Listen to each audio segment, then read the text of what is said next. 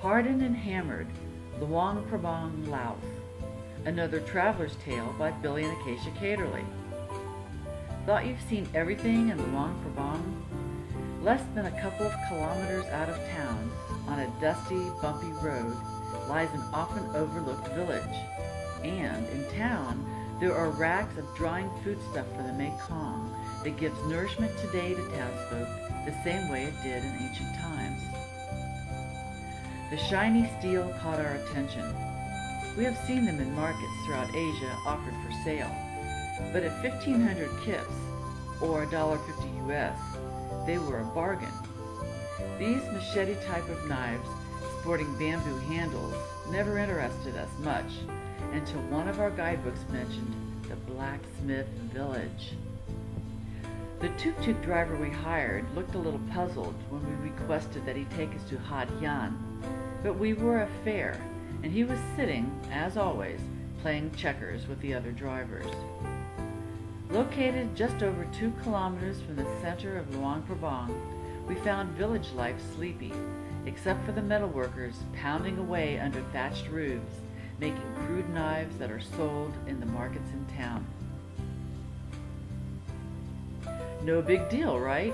Except that in the assembly they were using scrap metal, artillery casings, and unexploded shells left over from the Vietnam War. Each alleyway had a smith or two, all with the same setup. They used 2 empty shell housings with pipes attached to the bottom to direct air for the furnace. Something looking like 2 long-handled toilet plungers were manipulated by a young girl in alternate motions, up and down, inside the long metal tubes. This action would force air out through the bottom of these tubes towards the fire, creating a forge. 1 sheet of corrugated steel was used as a wall of the forge to block the air and, at the same time, separate the craftsmen from the heat. On top of the blazing coals were peaches of war scrap metal getting hot, turning blood red. The girl is creating motion by moving the plungers up and down, fanning the flame. The molten steel is in the fire, and the craftsman is manning the tongs, turning the steel until it's just right. When the steel is blistering hot, he pulls it out of the fire and places it onto his anvil. This is when we take notice. His anvil happens to be a mostly buried and unexploded wartime artillery shell. The molten metal is placed upon this artillery shell. The assistant then uses a huge sledgehammer with all his might to cut the steel into the correct size. That's when we took a step backward, as if that would help, knowing that if this blows, we'll all be meeting our maker. Why these shells have not detonated yet, or if they ever will, remains a mystery. However, it was a bit unnerving to us to be so close to this operation, one that is commonplace there in the village. We turned the situation over in our minds many times. Ingenious it was to use this leftover and valued metal from the war to benefit their lives. Questionable at best was the decision to use undischarged ordnance as an anvil.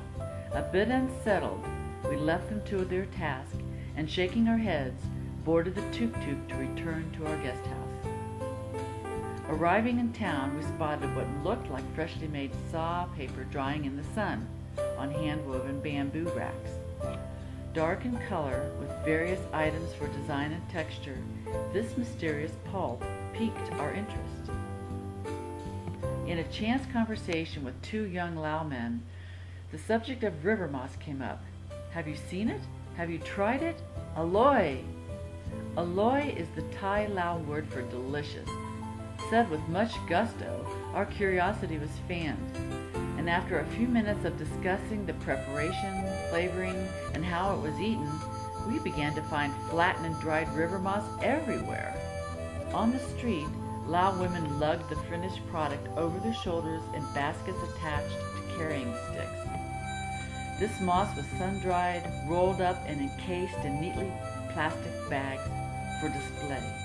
In the markets, at street vendor stalls, on menus in many restaurants, it seemingly appeared where before we had never noticed.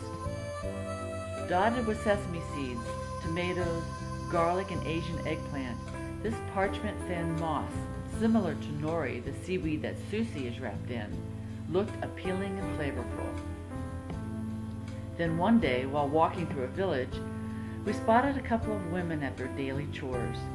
An ancient woman was there for support, while a younger woman slapped this goop on a bamboo rack and began thrashing it with vigor.